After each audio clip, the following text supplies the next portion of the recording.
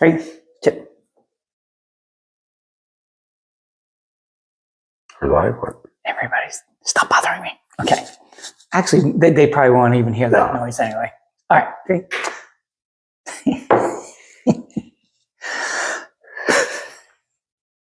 Quiet on the set. Oh. Hey, everyone. Thanks for joining us again. I'm Paul B. And I'm JR or MJ. However you want. JR, MJ. I don't know. Who shot you here? I don't know. You know what? And I made a mistake earlier in one of our earlier shoots. But I want to clear this up because I had somebody mention this to me. And so it takes a little bit of the heat off of me. Okay. When you showed your book, you showed it upside down. And I don't want to make a big deal of it, but you know, I'm just trying to tell you that you don't. This is not. It's not an upside down book, folks. You can buy it right side up. You can buy it right side up. Yeah, you can. Yes, you can. Yes, you can. Just want to point that out. So maybe you may want to show it again, right side up. So, and where can you buy that book anyway? Easiest place is either on Amazon, or it's at Lulu Publishing, or you can just go to the website paulbharringtongolf.com. That's a great website, by the way. You did a lot of work on the website. And you know, we're going to be doing more work and putting more stuff up there. I did get a question last week about buying a hat. Okay, somebody wants a hat. That's cool.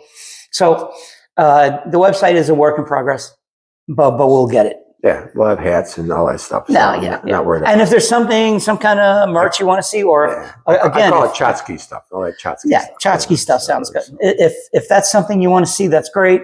But again, any questions you have, any comments you have, leave the comments, because we are going to be answering questions when people ask them in the comment section. So, because we want everybody to be able to see it at the same time, so everybody knows who's asking questions. So tonight we're going to talk about what happens behind the scenes. It's not just golf, and it's not just starting a business. Right. But what is behind the scenes? I remember a guy that told me, when you come in here into the office, you leave your troubles on the trouble tree outside, and you don't bring them into the office. Well, I got news for you. That's almost impossible. I agree. And the same thing if you play golf. How do you, on those first couple of holes, forget about your boss, a project, to get yourself your life? Your life is your life. Oh, yeah. And the same thing when you start a business. You know, when your life is your life, you still have a mortgage, you still have a car payment, you still have kids, you know, whatever your issues are. Yeah. And it really drives your decision making, whether you want it to or not, when you start a business or you play golf. I know for me, when I used to work and go right to the golf course, it used to take me 3 holes. Oh, yeah. Just to tune it out. Yeah. I think that the hardest thing, because life is hard enough to tune out. I mean, life, if you were to sit down and actually think about a day, let's say before you went to bed, right? If you laid in bed and tried to go through your whole day and think about everything that happened, first, it'd be pretty tough. But the things that would stand out are the things that bothered you. The people that bothered you, situations that bothered you. Every once in a while, something good would come in. Maybe you happen to find a good slice of pizza in your town, which doesn't really happen here. No, I don't know what it is here. There's a lot of Italians live here, but nobody knows how to make a pizza. I don't quite understand. But that's a whole other. There'll be a couple people at some point. That's a crisis right there. But if you were to actually sit down and think about it, there are a lot of things that happened during the day that really bothered you. You know, and I knew this guy. He was just brilliant, and he was a psychiatrist actually. And we used to have lunch once a week. All right. And I remember complaining to him one day that, oh my goodness, my appointment at the doctor was at 10 o'clock. They didn't take me until 20 after. He said, John, put it in perspective. I said, what are you talking about? He says, if a baby born and he's hungry and he has to wait 10 minutes and he's screaming, from when he was born to that point, that's a pretty good percentage of his life that he, you know. Okay. Now, you're sitting there and you're in your 40s or 50s and you're waiting 20 minutes. Put it in perspective. Put it in perspective. It's nothing. Yeah. And that's Yeah. when I stopped worrying about when I have, why can't he take me in fact? But that's the reality of it. It doesn't mean anything in the whole perspective. Yeah, right. And in the scheme of your life, really what is important and what isn't. I think for the most people, it's friends, family. And financial security. See, and that, but think about which gets the most negative amount of thought, and that's financial security. And wouldn't you agree it's because people haven't been taught how to start financial security from the beginning and use that ladder moving forward? And it sounds stupid. When my wife and I got married and we moved into our first house, and I'm lying there in bed, I said, "Oh my God, I don't know how we're going to afford this. This mortgage was $114." I said, "We're going to be in the street." Yeah. So what we started was, and I know this sounds silly, we had all these envelopes: electricity, phone, mortgage, and every week we got paid. We knew how much of our pay had to go into each one of those envelopes, so that at the end of the month, and we had enough to pay the. I know it sounds stupid, and today people don't do that, but the point is, that's what we did back then to make sure that we could, laughing back at it now, $114 mortgage. I only could wish $114 mortgage, but anyway, that's what we did to start with, but it did give us discipline. Right. And I think that's the key point. Most people lack discipline, financial discipline. And the other problem is, forget about things going smooth. Has it ever happened, Paul, that your life gone smooth? Yeah, that's what I thought. Yeah. Yeah. And the next time I go smooth for me, it'll be the first time. Life is just full of potholes, and it's how you handle it mentally. Right. And do you internalize it? Do you express it? How do you handle it? Everybody does it differently. Right. Yeah. See, and so like in a golf situation, like we talked about it last week, you've got to stay focused on the present. When you hit a bad shot, as soon as that club goes in the bag, the bad shot is gone. That goes into the vapor. It's gone. And now you got to focus on what you got coming up in front of you. And I've done this plenty of times in my life as well. You do something and it's a mistake. And at the moment, it seems like a bad mistake. And so you keep thinking about it. It keeps gnawing at you.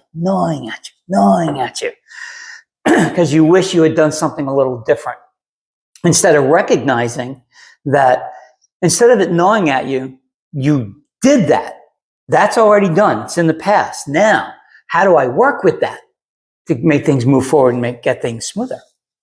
Yeah, and in life, if you're making a call or you're trying to sell a product or a service, and you realize that you're in a position where you better make a call, make a sale or a contract or something, because at home you have bills that you may be going a little behind, and then you have to look internally. Right. Is this worth it? Am I going to make it? Right. Or do I just throw in the towel now and go get a real job with a real paycheck and bring back sanity to my household? Those are tough calls. And I'll tell you what, many times I made the wrong call. It happens. Because you get so enamored with the opportunity, and I don't think there's anything more exciting than getting a new customer or a business expanding. It's an absolute addiction. Yeah. And the problem with that is sometimes it gets in the way of the trees, and you don't see the trees. So you have to find the right mix, and you got to know when. Okay, if I'm going to continue this, maybe, and I've done this, maybe I get a part-time job in the meantime.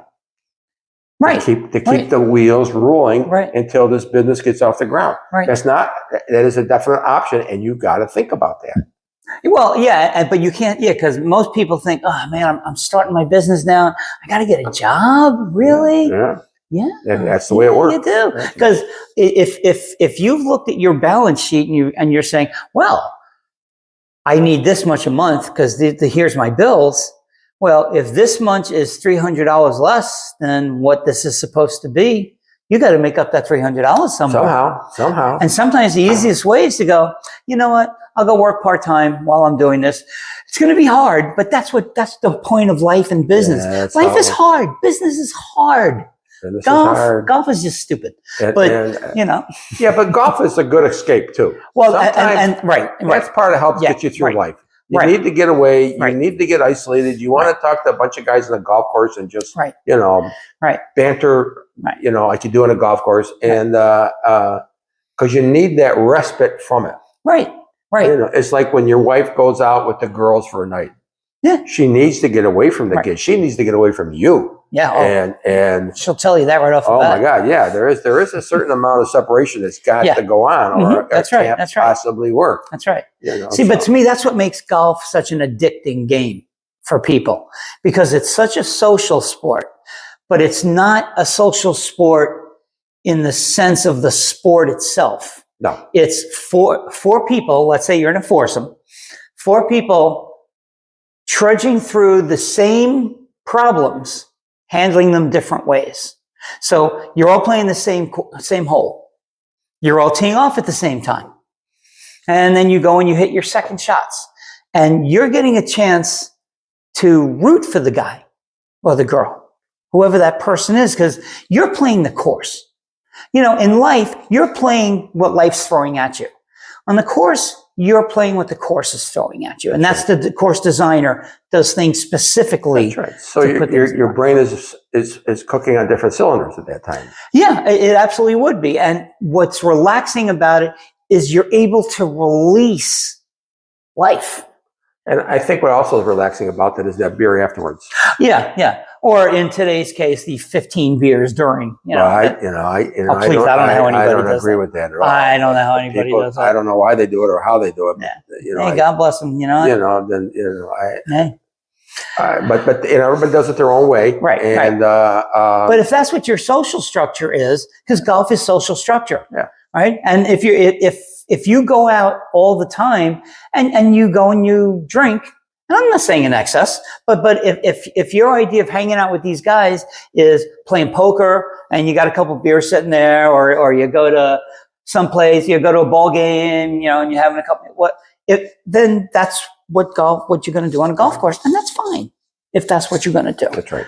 But the only problem starts becoming the people who don't understand the etiquette of the game.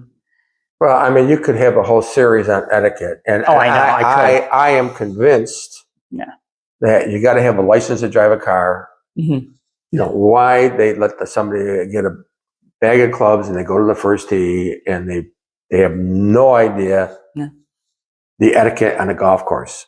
Yeah. And they just embarrass themselves because somebody will call them on it. Oh, yeah. I've had a guy in his pull cart, and if you don't know golf, you're not supposed to put, when you come to the green where you putt, you don't walk across the green with your pull cart. Mm-hmm. There's certain things but the guy didn't know that. It was grass. He pulled the pull cart across it. Right. And I pulled him aside. Listen, let me tell you this. If somebody else saw you, they'd scream. Right. You can't, that's not what you do. Oh, I didn't know that. I'm sorry. Of course he didn't know that. And of course he apologized. Right. But that's what happened. And if you got too much of that, then it discourages the guy. They're afraid to go out there anymore. Yeah. And sometimes it gets hard if you're playing with people that you don't know. Yeah. And let's say, somebody all of a sudden, first green, pulls their cart across the green.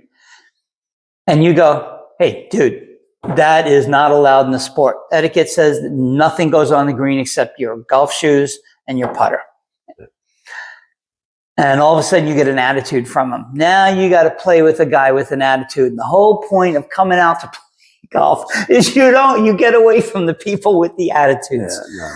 But now you've created it, but you've created it because you had to. He's got to follow the rules, just like everybody else. So now shift that over to life. Think of either in the workplace or in a supermarket. There are rules that people have to follow. And when people don't, it upsets you. I mean, I don't know about you, but when my wife and I go food shopping, we walk around for an hour. We look for stuff, but it's the walking and it's the relaxation and the fact that people walk around you, you look for something. Oh, excuse me. Oh, I'm sorry. And people are fairly polite. And then all of a sudden you get that one person that just, they're not polite, or they break the unwritten rules of what you, and I know this sounds kind of simple. In a supermarket, there are unwritten rules that people have to follow. Like if you wouldn't be standing online and somebody just walks right in front of you, because all of a sudden, you start a yelling match. Well, I'll tell you how stupid I am. If I have a load of groceries from and I stand in line and somebody doesn't have a lot in their bag, I let them go ahead of me.